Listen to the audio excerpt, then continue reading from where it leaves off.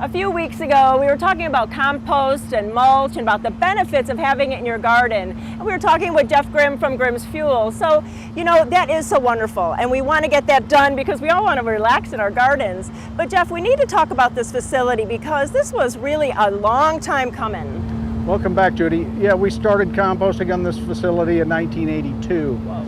And back in those days, you know, we just kind of ground things up and we put it out in the pile and we turned it a few times and hoped for the best. Right. Well, things have really changed a lot in the industry.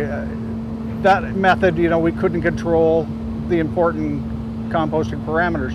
So with the new system, it's called an aerated static pile composting system. You guys have been here and seen that as we've progressed over the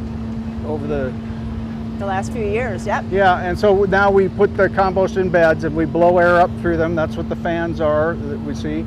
And the pipes, we blow air up through the compost or suck air through the compost.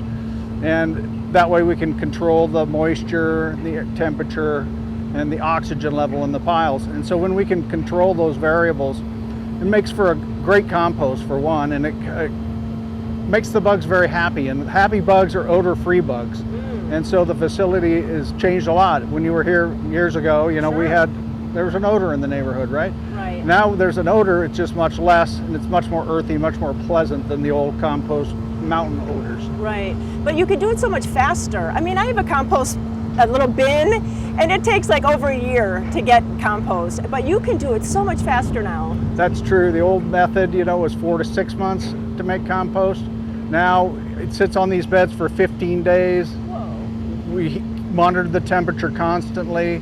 After 15 days, we flip the compost over and re-water it and keep it on the beds for another 15 days where we're blowing air and pulling air through the compost pile. And then we'll take it over to the screen and screen the compost with that 5/8 minus that you see and have in your garden. Yeah. And Jeff, to get to this point, there was really a partnership among many different kinds of groups.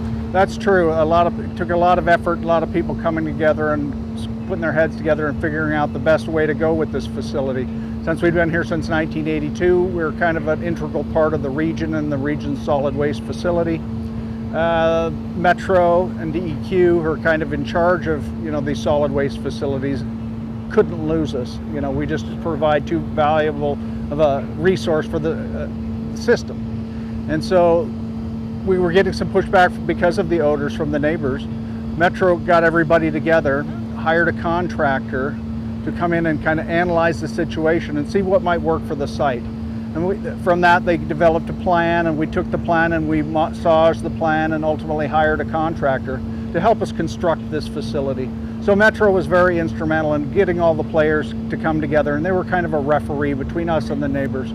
Out of the system, you know, out of the whole process, you know, several things have come up, but one of the main things is the relationship with the neighbors. There's some really nice neighbors that, you know, we knew, and it was kind of an adversarial relationship before.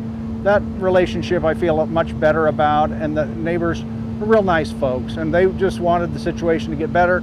We spent a lot of time, money, and effort to make the situation better, and I think they're real happy with the results. It is nice because you wanted to have a good result of all of that, and so that's really nice that it all came together. It's a happy ending, which that's everyone wanted. Yeah, it really has been a good story, and you know, whenever the government shows up and says, "Hi, I'm with the government, I'm here to help," you know, you always kind of cringe a little bit.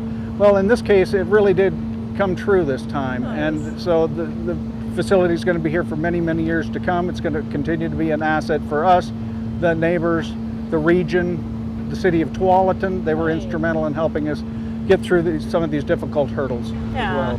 That is good. It's nice to have a happy ending, and if you really need something for your garden, this is the place to come. So please go to gardentime.tv and you can get all the information to come out to Grimm's Fuel. Thanks so much, Jeff. Thanks for coming by.